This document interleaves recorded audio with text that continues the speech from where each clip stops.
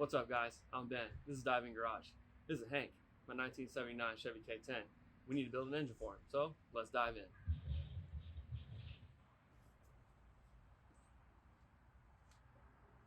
Alright, so first things first, we got the block torn down, freeze plugs out, ready to go. We're going to hit it with some engine degreaser, pressure washer, get it cleaned up.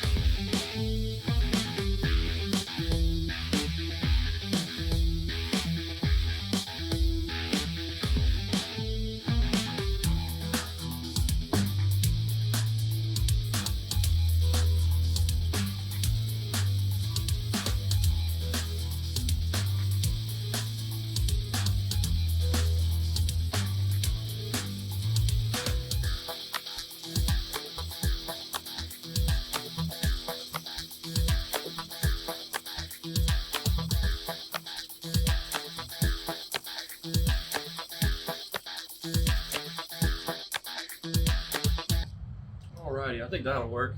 Let's get back on the stand. Alright, so now we've got the block cleaned off. Next thing we're going to do is we're going to clean the deck, do some final cleanup here. But before we get into any of that, we're going to make sure we hit all the surfaces that aren't going to get painted with some WD-40. So we'll do the cylinders, the lifter bay here, we'll flip it, do all the internals there.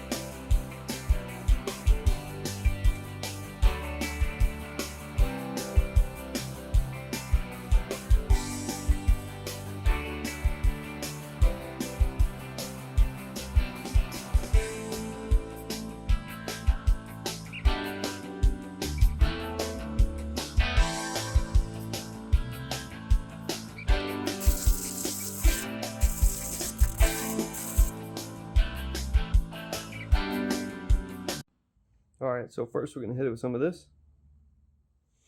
Now we're going to hit it with some of this.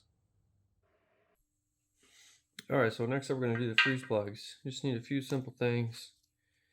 Of course you're going to need your freeze plug. And then you're going to use the socket that fits inside there just nicely. This one is a 1 16, fits great. So you can do a few different ways. You can install it dry, straight in there, or you can use a little bit of red thread locker around the perimeter. It's up to you. There are arguments for both, but we're going to do a little bit of red thread locker. I'm going to put it in here and also on the outside of the freeze plug here like so, and we'll get it installed.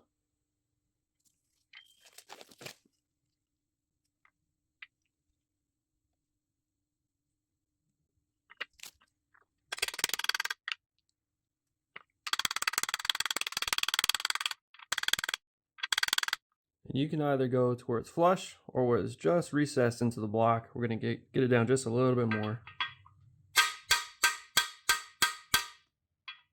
There we go. And I actually felt it sort of pinch the socket, so that's when you know it's really conforming to the shape of the hole here. So we're going to call that good. Nice and easy, and then you just repeat that for all the rest of the times on the block.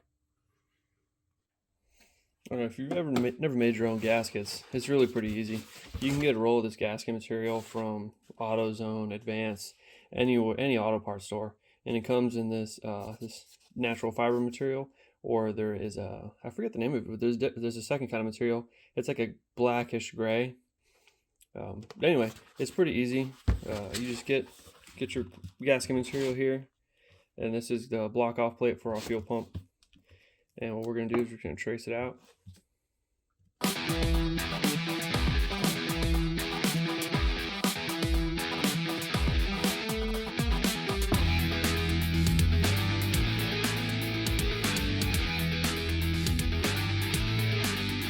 Once you got your material here, what you need to do next is you need to accommodate for the holes, right? So you could get a drill and drill in there, or get an X-Acto knife and cut it out. But I just like to use a hole puncher. Works pretty good. You just slide it in there, line it up. There you go. So is that big enough for your screw or bolt? May or may not be. But I find that if it's actually a little bit undersized, that's okay. Because when you're putting this where you need it to go, it'll actually grab your screw or bolt. And for these bigger ones, I like to do 2 or 3 holes. So let's try like this. Take it out, see how it looks. There. Let's see one more. There you go, that'll work. Do that one more time.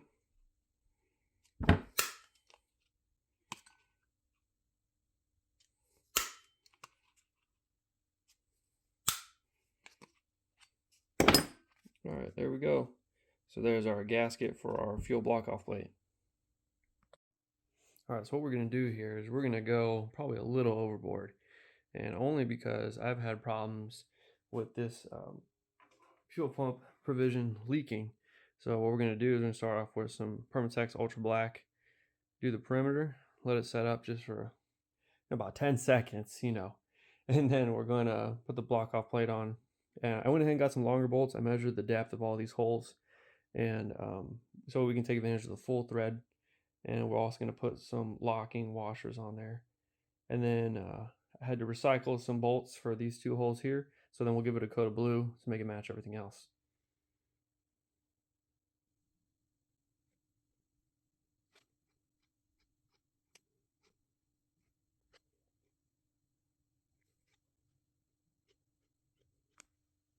Okay, it's been about 10 seconds. So this stuff is ready to work, right? So this is what I was talking about with the block off plate, the gasket you make. When you use the hole puncher, the oblong holes kind of grab the bolt, so they stay in there.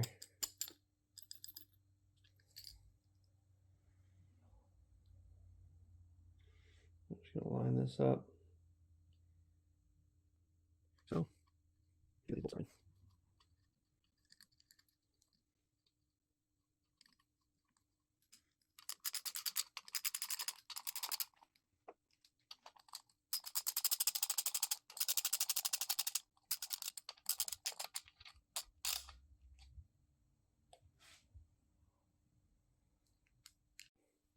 Well, that sucks. One of my bolts just snapped off in there, so I gotta undo all that and try it again.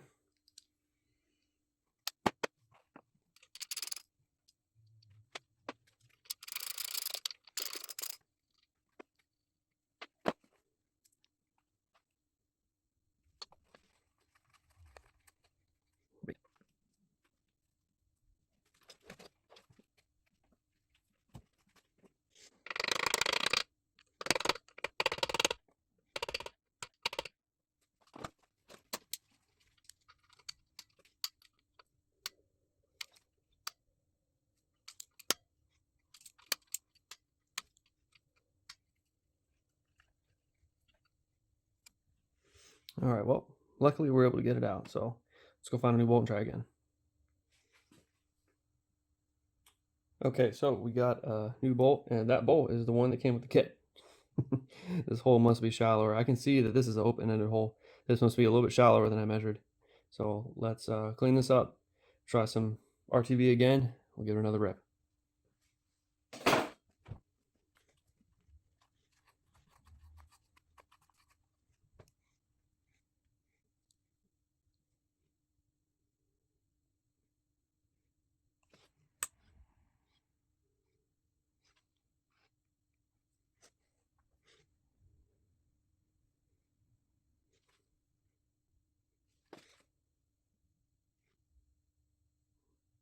All right, let's let that set up.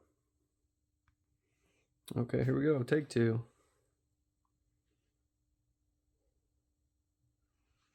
Just gonna start with one bolt this time. There. We're gonna use our short bottom bolt down here, followed by our longer one.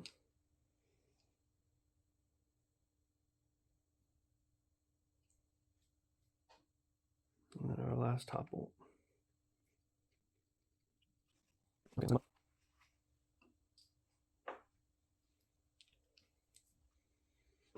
I'm going to go ahead and start with that bottom bolt. That was a problem.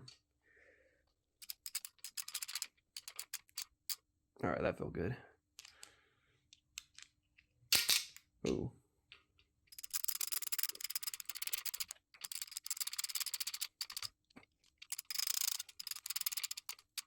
All right, we're not going to go too crazy with these. Going to get nice and snug. Because again, we don't want these to leak. This makes a real annoying leak. Because what happens is the harmonic damper is right here, or the balancer, whatever we want to call it, is right here. So when this leaks, it leaks down, and it might catch that spinning, and it just shoots everywhere. So we don't want that. Get that nice and tight. Nice and tight there.